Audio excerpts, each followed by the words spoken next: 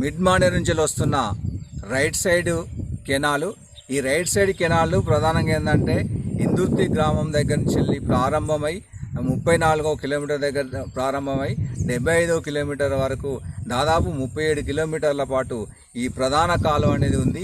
ఈ కాలువ కింద సైదాపూర్ మండలంలోని 8 గ్రామాలు అంటే అటు గొడిశాల, అట్లాగే దుద్దనపల్లి, ఎగ్లాస్పూరు, సైదాపూరు, వెంకపల్లి, సోమారం అదే ఇటువంటి గ్రామాలన్నిటి కూడా 8 గ్రామాలకు దాదాపు 15,000 ఎకరాలకు నీరు అందించడం లక్ష్యంగా పెట్టుకుంటే ఈరోజు ఒక 5,000 ఎకరాలకు కూడా అందించలేని పరిస్థితి ఉంది. దీనికి ప్రధానమైన కారణం ఏంటంటే కాలువ వెంట మొత్తం ఏంటంటే పిచ్చి చెట్లు పెరిగినాయి, తుమ్మలు పెరిగినాయి, వేప చెట్ల లాంటివి కూడా పెరిగినాయి. దీంతో పాటు మైనర్ డిస్ట్రిబ్యూటర్ కెనాల్ సంబంధించింది కూడా ఇప్పుడు దుద్దనపల్లి నుంచి వెళ్ళి ఎగ్లాస్పూర్కి వెళ్ళే లైన్లో కూడా అదే పరిస్థితి ఉంది. ఇక్కడే కాదు, పెరకపల్లి దగ్గర నుంచి వెళ్ళి అటు సైదాపూర్ మండల కేంద్రం వెంకపల్లికి పోయే దగ్గర కూడా ఆ కాలువ పరిస్థితి కూడా అంటే ప్రతి మెయిన్ కాలువ, డిస్ట్రిబ్యూటర్ కాలువలు అన్నిట్లలో కూడా పిచ్చి మొక్కలు మొలవడం వల్ల ఈ సమస్య కూడా వస్తుంది. అంతేకాకుండా చాలా చోట్ల ఏంటంటే ఎత్తువంపులుగా కాలువ తీయడం అనేది జరిగింది.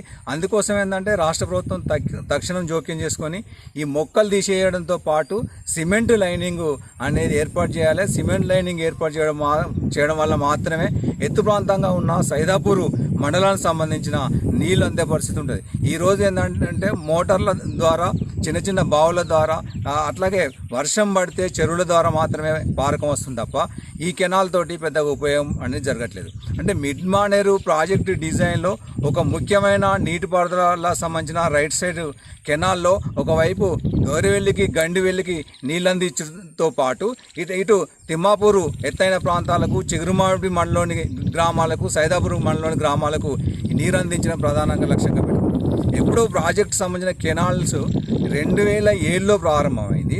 2007 నుంచి వెళ్ళి ఇప్పటి వరకు ఇన్ని సంవత్సరాలు గడుస్తున్నప్పటికి కూడా ఏంటంటే అంటే దాదాపు 18 సంవత్సరాలు గడిచినప్పటికి కూడా ఏంటంటే ఈ నీరు చివరికంతా అందని స్థితి ఉంది. దీనిలో నిర్మాణ సందర్భంగా ఆ రాఘవ కన్స్ట్రక్షన్ సంబంధించిన పూర్తి బాధ్యతలు అప్పచెప్పారు.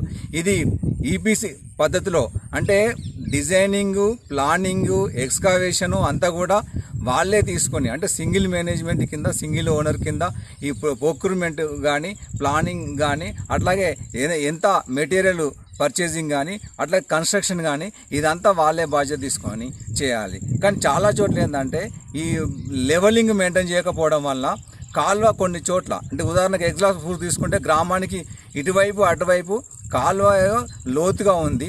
అట్లాగే ముందు భాగం ఎత్తు ఉండడంతో ఏంటంటే అక్కడ చాలా సార్లు కట్ట తెగిపోతున్న పరిస్థితి ఉంది. అంటే ఎక్కువ చోట్ల ఏంటంటే తూములు పెట్టినవి కూడా వ్యవసాయ ల్యాండ్లు ఏదైతే సాగుకు ఉపయోగపడే ల్యాండ్ కన్నా కిందికి పెట్టిన సందర్భాలు అట్లా ఉన్నాయి. అంటే ఇటువంటి ఇంజనీరింగ్ లోపాలు అనేకం ఉన్నాయి.